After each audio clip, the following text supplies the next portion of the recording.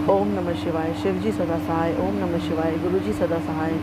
ओम नमः शिवाय। शिवजी सदा सहाय। ओम नमः शिवाय। गुरुजी सदा सहाय। ओम नमः शिवाय। शिवजी सदा सहाय। ओम नमः शिवाय। गुरुजी सदा सहाय। गुरुजी के चरणों में अपना माथा रख के प्रणाम करती हूँ, कोटि कोटि प्रणाम करती हूँ, बार बार प्रणाम करती हूँ, नाक रगड़ के प्रणाम करती हूँ गुरु पापा। साथ में मैं आपको शुक्राना करती हूँ गुरु पापा कि आपने मुझे ये शिव महापुराण को पढ़ने की रहमत बख्शी, और आपकी कृपा से ये जितने भी लोगों तक पहुँच पा रहा है वो सब भी इसके श्रवण का आनंद ले पा रहे हैं, और इसके श्रवण से पुण्य की प्राप्ति उन्हें भी हो पा रही है। और इसके लिए आपने मुझे माध्यम बनाया, इसके लिए मैं आपका अनंतम अनंतम शुक्राना करती हूँ गुरु पापा। और गुरु पापा मैं आपको शुक्राना करती हूँ, आपने मेरे सर पे हाथ रखा, मेरा हाथ पकड़ा, मेरे सर पे हाथ रखा। मुझे तो पता भी नहीं था लेकिन आपने हाथ पकड़ा और फिर मेरे ऊपर एक के बाद एक कृपा करते गए। बहुत सी कृपाएं तो आपने पहले ही कर दी जब मुझे पता भी नहीं था कि आप मेरे जीवन में हैं। अब मुझे समझ में आता है कि जब भी मैं परेशानी में होती थी और मैं भगवान को पुकारती थी तो पता नहीं मैं कहती थी कि एक अदृश्य शक्ति जो आती है, जो मेरे साथ रहती है हमेशा, और मुझे अब समझ में आया कि वो अदृश्य शक्ति आप थे। और गुरु पापा आपका अनंतम अनंतम शुक्राना, आपने मेरे जीवन से अंधेरा हटा के प्रकाश लेकर के आए। आपने मेरे जीवन में पता नहीं कितनों ने बुरी नज़रें लगा रखी थी, ब्लैक मैजिक किया हुआ था, सबको ख़त्म किया, स्वप्न में दिखाया, चेहरा दिखाया, मैजिक ब्लैक मैजिक ख़त्म किया वो दिखाया, और किससे मुझे सावधान रहना चाहिए वो सब कुछ दिखाया। और फिर आपने हमेशा हमेशा मेरे पूरे परिवार को ब्लेस किया, न्यू लाइफ ब्लेस की, मेरे पति को new career new life bless की, मेरे बेटे को न्यू करियर और उसकी पढ़ाई लिखाई और न्यू लाइफ ब्लेस की। हमेशा हम सबके साथ रहते हैं। मेरी बेटी के ऊपर आपने अपना कृपा का हाथ रखा। इन सब के लिए आपका अनंतम अनंतम अनंतम शुक्राना गुरु पापा। आपने हमारे घर के बाहर पहरा बिठा के रखा है, इसके लिए आपका अनंतम अनंतम शुक्राना गुरु पापा, अनंतम अनंतम शुक्राना। सभी संगत जी को नमस्कार करते हुए अब मैं श्री शिव महापुराण द्वितीय रुद्र संहिता के द्वितीय खंड सती खंड से के द्वितीय अध्याय का पठन करने जा रही हूँ। विषय है सदाशिव से त्रिदेवों की उत्पत्ति, ब्रह्मा जी से देवता आदि की सृष्टि के पश्चात देवी संध्या तथा कामदेव का प्राकट्य। सूत जी बोले, हे नैमिषारण्य निवासी मुनियों, ब्रह्मा के इस वचन को सुनकर नारद ने पुनः पापों को नष्ट करने वाली कथा पूछी। नारद जी बोले, हे विदे, हे महाभाग, हे महाप्रभु, आपके मुख कमल से कही जाने वाली कल्याणकारिणी कथा को सुनकर मैं तृप्त नहीं हो पा रहा हूँ। हे विश्व स्रष्टा, सती की कीर्ति से युक्त शिवजी के कल्याणमय तथा दिव्य उस संपूर्ण चरित्र को कहिए, मैं उसे सुनना चाहता हूँ। दक्ष की अनेक पत्नियों में से शोभामयी सती किस प्रकार उत्पन्न हुई और हर ने किस प्रकार स्त्री से विवाह करने का विचार किया। पूर्व काल में सती ने दक्ष पर क्रोध से किस प्रकार अपने शरीर का त्याग किया। किस प्रकार हिमालय की कन्या पार्वती हुई और किस प्रकार से प्रकाश में आई। पार्वती का कठोर तप तथा उनका विवाह किस प्रकार हुआ। फिर वे कामदेव का नाश करने वाले शिव की अर्धांगिनी कैसे हुई। हे महामते, इन सब बातों को आप विस्तार के साथ कहिए। आपके समान संशयों को दूर करने वाला कोई दूसरा न तो है और न ही होगा। ब्रह्मा जी बोले, हे मुने, शिव तथा सती के परम पावन दिव्य एवं गुह्य से गुह्यतम तथा परम कल्याणकारी चरित्र को सुनिए। हे मुने, पूर्व काल में परोपकार के लिए विष्णु द्वारा महान भक्ति से पूछे जाने पर शिवजी ने भक्तवर विष्णु से इसका वर्णन किया था। हे मुनि श्रेष्ठ, उसके बाद मैंने भी यह कथा शिव भक्तों में श्रेष्ठ बुद्धिमान विष्णु से पूछी, तब उन्होंने प्रीतिपूर्वक विस्तार से मुझसे कहा था।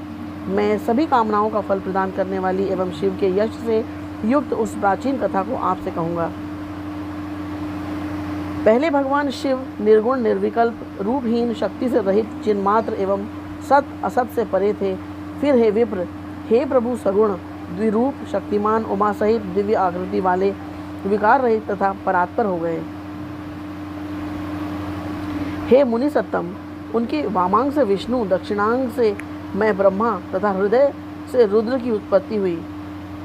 मैं ब्रह्मा सृष्टि करने वाला और विष्णु पालन करने वाले तथा रुद्र स्वयं लय करने वाले हुए। इस प्रकार सदाशिव के 3 रूप हुए। लोक पितामह मुझ ब्रह्मा ने उन्हीं सदाशिव की आराधना कर देव दैत्य मनुष्य आदि समस्त प्रजाओं की सृष्टि की। दक्ष आदि प्रमुख प्रजापतियों की तथा देवश्रेष्ठों की रचना कर मैं बड़ा ही प्रसन्न हुआ तथा अपने को सबसे महान समझने लगा।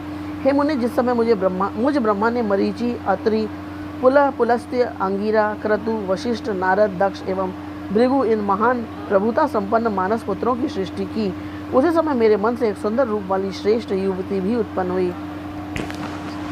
वह संध्या के नाम से प्रसिद्ध हुई, जो प्रातः संध्या तथा सायं संध्या के रूप में क्रमशः दिवा, शांता तथा जपंतिका कही गई। वह अत्यंत सुंदरी, सुंदर भाव वाली तथा मुनियों के मन को मोहित करने वाली थी। संपूर्ण गुणों से युक्त वैसी स्त्री देवलोक, मृत्युलोक और पातालोक में न उत्पन्न हुई, न है और न तो होगी। वह संपूर्ण गुणों से परिपूर्ण थी। उस कन्या को देखते ही उठ करके उसे हृदय में धारण करने के लिए मैं मन में सोचने लगा। दक्ष तथा मारीच आदि लोक सृष्टा मेरे पुत्र भी सोचने लगे, हे मुनि सत्तम, मैं ब्रह्मा अभी इस प्रकार सोच ही रहा था कि उसी समय एक अत्यंत अद्भुत एवं मनोहर मानस पुरुष उत्पन्न हुआ।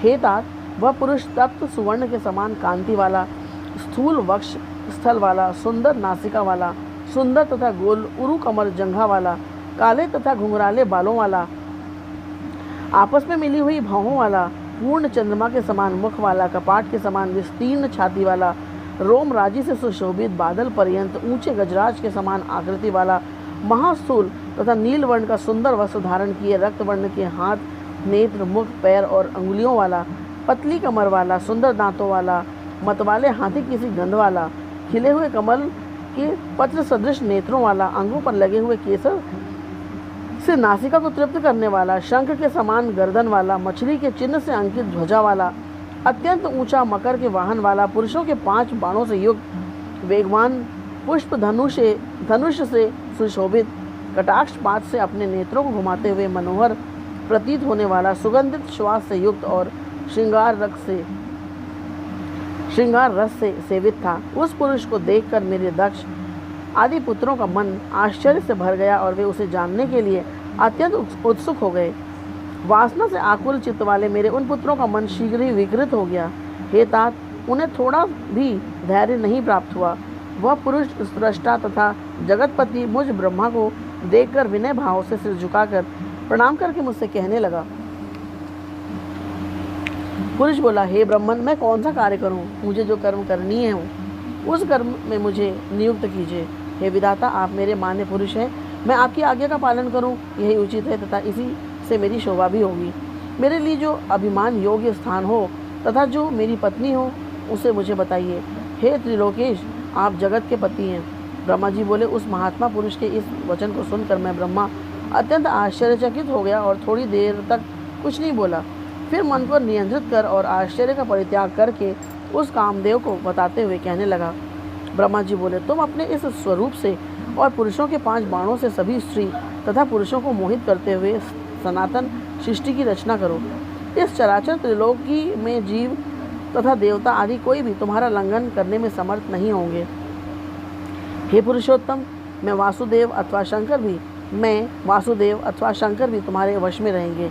अन्य प्राणधारियों की तो बात ही क्या। तुम गुप्त रूप से प्राणियों के हृदय में प्रवेश करते हुए स्वयं सबके सुख के कारण बनकर सनातन सृष्टि करो। समस्त प्राणियों का विचित्र मन तुम्हारे पुष्प बाणों का सुखपूर्वक भेदने योग्य लक्ष्य होगा। तुम सभी को सदा उत्तम उन्मत्त करने वाले होगे। मैंने सृष्टि में प्रवृत्त करने वाला यह तुम्हारा कर्म कह दिया। ये मेरे पुत्र तत्वपूर्वक तुम्हारे नामों का वर्णन करेंगे। ब्रह्मा जी बोले, हे सुरश्रेष्ठ, ऐसा कहकर अपने पुत्रों के मुख की ओर देखकर क्षण भर के लिए मैं अपने पद्मासन पर बैठ गया। इति श्री शिव महापुराणे द्वितीयायां रुद्र संहितायां द्वितीये सती खंडे काम प्रादुर्भावो नाम द्वितीय अध्याय। इस प्रकार श्री शिव महापुराण के अंतर्गत द्वितीय रुद्र संहिता के द्वितीय सती खंड में काम प्रादुर्भाव का वर्णन नामक दूसरा अध्याय पूर्ण हुआ।